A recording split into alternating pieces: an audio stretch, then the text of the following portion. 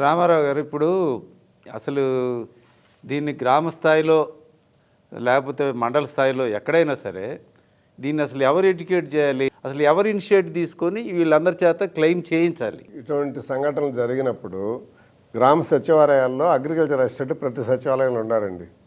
Agriculture assistant రోజు తిరగాల, survey చేసుకుంటారు. అంటే వాళ్ళకి ఫుల్ నాలెడ్జ్ ఉంటుంది. ఇప్పుడు ఈరోజు ప్రకృతి వైపరీత్యం జరిగినప్పుడు ఎంత నష్టం 1 అవర్లో చెప్పొచ్చు వాళ్ళు. అలాగే అన్ని రాజకీయ పార్టీలకు సంబంధించిన అన్ని విభాగాలు ఉన్నాయి, రైతు విభాగాలు ఉన్నాయి.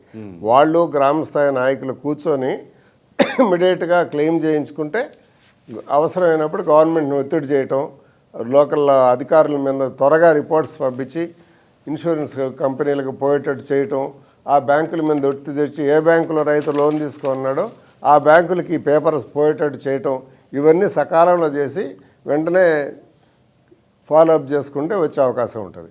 అంటే ఇప్పుడు డ్రోన్ టెక్నాలజీ కూడా వచ్చింది కదా, మరి డ్రోన్ ఇది ఈ మధ్యకాలంలో నేను ఒక 5-6 సంవత్సరాలు చూస్తున్నా. ఈ గ్రామ స్థాయిలో ఉండే ఈ వ్యవసాయ శాఖ సిబ్బంది, కింది స్థాయి సిబ్బంది వాళ్ళు ఫీల్డ్లోకి వెళ్ళి వాళ్ళు ఫోన్లో ఫోటోలు కూడా తీసి రోజు కొన్ని సర్వే నెంబర్లు కొంత ఏరియా ఏం పంటలు వేసారు కూడా అప్డేట్ చేస్తా ఉన్నారు. ఇదివరకు పాత రోజుల్లో కరడాలు ఉన్నప్పుడు పొలాల్లోకి వెళ్ళి ఏ సర్వే నెంబర్లో ఎంత ఎక్స్టెంట్లో రైతుకున్న పొలంలో ఏ పంట వేసాడో రాసేవాళ్ళు. ఇప్పుడు ఏం చేస్తున్నారంటే డిజిటల్ సర్వే చేస్తున్నారు. అయినా రైతును పొలంలో నిలబెట్టే ఫోటో తీసి ఆ ఎక్స్టెంట్లో రికార్డ్ అవుద్ది. కానీ వాళ్ళు ఇవ్వదలుచుకుంటే 1 అవర్లో చేయొచ్చు. కానీ అది సక్రమంగా అమలు జరిగేటట్టు చూడాల్సిన బాధ్యత అందరూ తీసుకోవాలి. రైతులను ఎడ్యుకేట్ చేయాలి.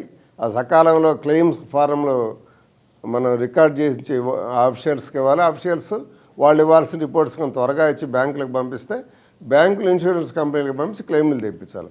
ఎవడైనా బ్యాంక్ వాడు క్లెయిమ్ ఈ డిపాజిట్ చేసి రైతు దగ్గర వసూలు చేసిన అమౌంట్ ఇన్సూరెన్స్ కంపెనీ కట్టలేదనుకోండి, ఆ బ్యాంక్ వాడే బాధ్యత వహించాలి ఆ ఇన్సూరెన్స్ అమౌంట్కి.